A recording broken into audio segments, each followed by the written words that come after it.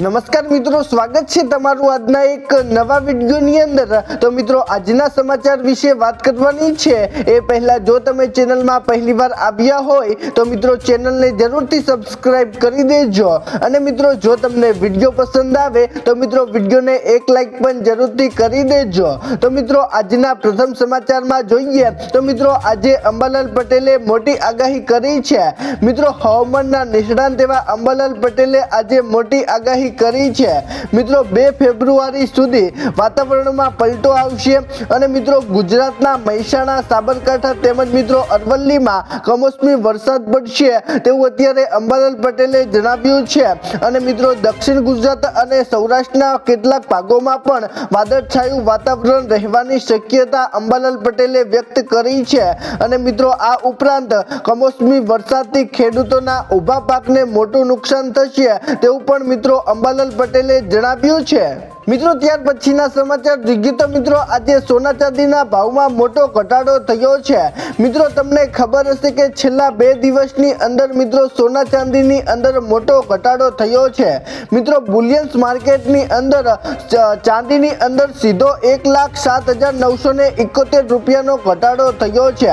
મિત્રો શુક્રવારે બજારની અંદર ચાંદીના ભાવની અંદર 1,07,971 રૂપિયાનો ઘટાડો થયો છે અને મિત્રો તે સાથે સોનાની વાત કરીએ તો મિત્રો સોનાના ભાવની અંદર પણ ઘટાડો નોંધાયો છે।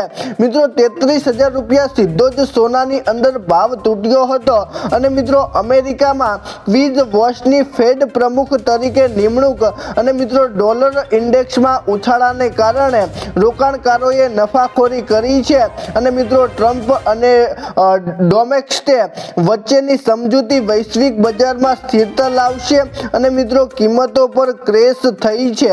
જો કે મિત્રો અત્યારે નિષ્ણાતો માને છે કે ભવિષ્યમાં ચાંદી ફરી 4 લાખના સ્તર પાર કરી શકે છે। મિત્રો તમને શું લાગે છે કે ચાંદી હવે 4 લાખ રૂપિયાએ પહોંચી શકે છે કે નહીં? નીચે કોમેન્ટના માધ્યમથી જરૂરથી જણાવજો। મિત્રો ત્યાર પછીના સમાચાર જોઈએ તો મિત્રો આજથી 5 નવા નિયમો લાગુ થયા છે। મિત્રો 1 ફેબ્રુઆરી 2026 થી દેશમાં 5 મોટા ફેરફારો થવા જઈ રહ્યા છે।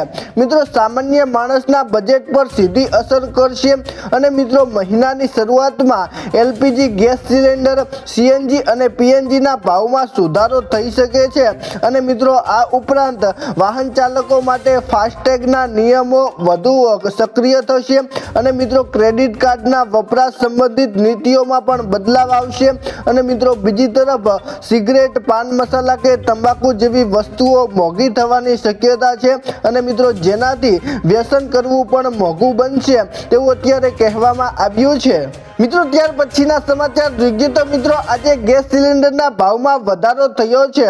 મિત્રો આજે બજેટ રજૂ થાય તે પહેલા મિત્રો સરકારે કોમર્શિયલ એલપીજી સિલિન્ડરના ભાવમાં ₹50 નો વધારો કરીને મોટો ઝાટકો આપ્યો છે। મિત્રો 19 કેજી વાળા કોમર્શિયલ સિલિન્ડરની કિંમત હવે દિલ્હીમાં વધી ગઈ છે। મિત્રો અત્યારે 19 કિલો સિલિન્ડરનો ભાવ 1740.50 રૂપિયા છે અને મિત્રો આ રાહતની વાત એ છે કે 14 કેજી વાળા ઘરેલું રસોઈ ગેસની અંદર કોઈ ફેરફાર કરવામાં આવ્યો નથી। મિત્રો જે મોટો ગેસનો બાટલો આવે છે તેની અંદર મિત્રો 1740 રૂપિયા ભાવ થયો છે અને મિત્રો આ ભાવ આજે 1 તારીખથી જ લાગુ થયો છે અને મિત્રો નવા દરો આજથી જ લાગુ થયા છે અને મિત્રો જેની અસર સીધી હોટલ અને રેસ્ટોરન્ટના બિલ પર પડવાની છે તેવું અત્યારે સરકારે કહી દીધું છે। મિત્રો ત્યાર પછીના સમાચાર જોઈએ તો મિત્રો આજે દેશનું બજેટ રજૂ થશે। મિત્રો દેશ જેની આતુરતાથી રાહ જોઈ રહ્યું છે તે બજેટની ક્ષણ હવે આવી ગઈ છે। મિત્રો નાણામંત્રી નિર્મલા સીતારમણ આજે સંસદમાં મોદી સરકાર 3.0 નું ત્રીજું બજેટ રજૂ કરશે અને મિત્રો તેમનું સતત 9મું બજેટ છે અને મિત્રો આ વખતે બજેટમાં મહિલા સશક્તિકરણ, રોજગાર અને મિત્રો કૌશલ્ય વિકાસ વિશેષ ધ્યાન આપવામાં આવ્યું છે અને મિત્રો યુવાનો માટે શિક્ષણ અને સ્ટાર્ટઅપ, સ્પોર્ટ જેવી મહત્વની જાહેરાતો પણ થઈ શકે છે। મિત્રો ત્યાર પછીના સમાચાર જોઈએ તો મિત્રો ખેડૂતોને 2026ની અંદર લાભે લાભ મળવાના છે। મિત્રો પીએમ કિસાન સન્માન નિધિની વાર્ષિક રકમ 9000 રૂપિયા મળવાની આશા છે અને મિત્રો ખેડૂતો માટે પીએમ કિસાન યોજનાની રકમમાં 50% વધારો થઈ શકે છે અને મિત્રો અત્યારે વાર્ષિક 6000 રૂપિયા આપવામાં આવતા હતા, પરંતુ મિત્રો હવે 2026થી તેને વધારીને 9000 રૂપિયા કરવામાં આવશે।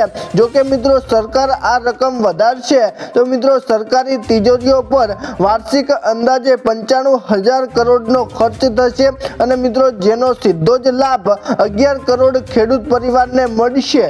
મિત્રો ત્યાર પછીના સમાચાર જોઈએ તો મિત્રો શું ખેડૂતોના 2026ની અંદર દેવા માફ થશે? તો મિત્રો આ સમાચારને લઈને અત્યારે સોશિયલ મીડિયા ગાંડું થયું છે। મિત્રો અત્યારે ખેડૂતોના માથે જેટલા દેવા છે તે આંકડાઓ અત્યારે સામે આવ્યા છે।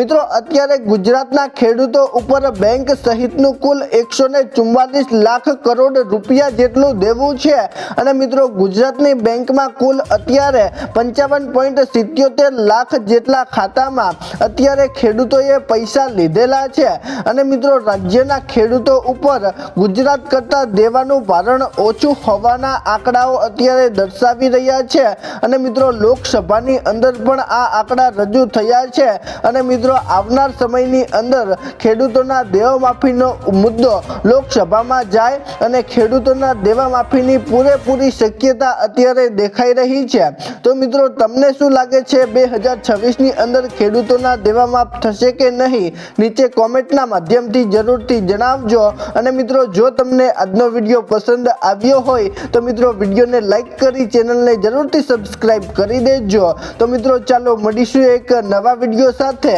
ત્યાં સુધી અમને રજા આપજો। ધન્યવાદ।